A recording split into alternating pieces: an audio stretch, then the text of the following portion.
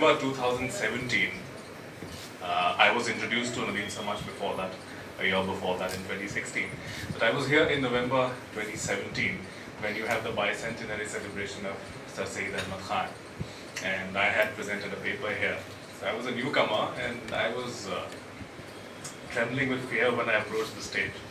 And you know, it's always difficult to talk about history when you are surrounded by historians and such stalwarts of history like Professor Irfan Habib and Professor Shirin Musbi, Professor Nadeem Rizvi, and so many of you. And at that time there were a lot of other historians who had come from other universities. So I was the odd man out, being the only journalist who was speaking. I approached it with a lot of trepidation, but then because Nadeem sir had shown faith in me, so I had to do something academic and different from what I do in my day-to-day life. I'm a journalist with the Times of India, an editor with the Delhi edition, and I may be responsible for some of the most sensational headlines that you criticize the next morning.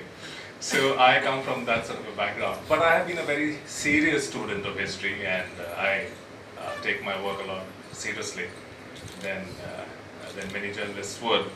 So I decided to write a book on Akbar. I have given all my reasons. I will not repeat them because I would want you to read the book as well and not find anything repetitive.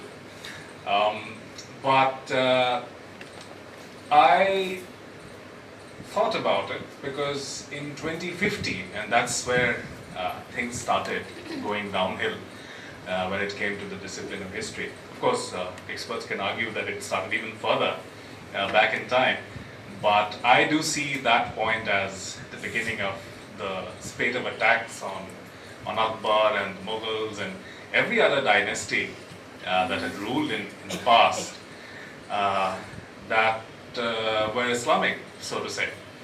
So in 2015 we had the then Home Minister Rajnath Singh say that, you know, why Akbar is the only great person? Why not Maharana Pratap? Without realizing that Maharana itself means the great Rana, right? So they, the Union Home Minister at that time, he suggested that, you know, Rana Pratap is also great. What happened after that, of course, was that there was a smear campaign that was mounted on Akbar and the Mughals, and there was a BJP spokesperson who, in fact, compared Akbar to Adolf Hitler. And she could not give any convincing explanation, of course, when she was questioned. She just said that, oh, Hitler had done so many atrocities, Akbar had also done so many atrocities, without actually quantifying what she was talking about. So I had written a couple of articles in the Times of India. One of them was called How Akbar Went From Great to Not So Great. So I had spoken to a lot of people, including Ali Bhai, who is sitting there. He was quoted in the piece. Then one of my friends read that article, and after that I wrote another article on how Akbar was great and Rana Pratap was a great warrior. It was a kind of a comparison, and just to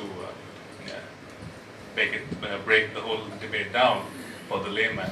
And then my friend spoke to somebody in Bloomsbury, and the Bloomsbury editor got in touch and asked me, can you expand this thought in the form of a book?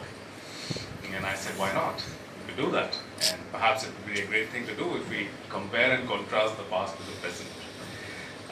That, of course, is not something that academic historians would do, but I always had the cover that I'm not a historian, I'm a journalist, so I could try out those experiments.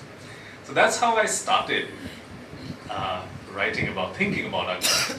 And when I came for the conference here, I already had a rough idea about what I was going to do. But of course I approached Irfan Saab and I asked him, and he suggested certain things, and I went to, Rana ma'am was there, of course. She took me to Professor Iqtidar Khan's house, and I spoke to him, and then he suggested that you go through these sources and consider them for your book. So the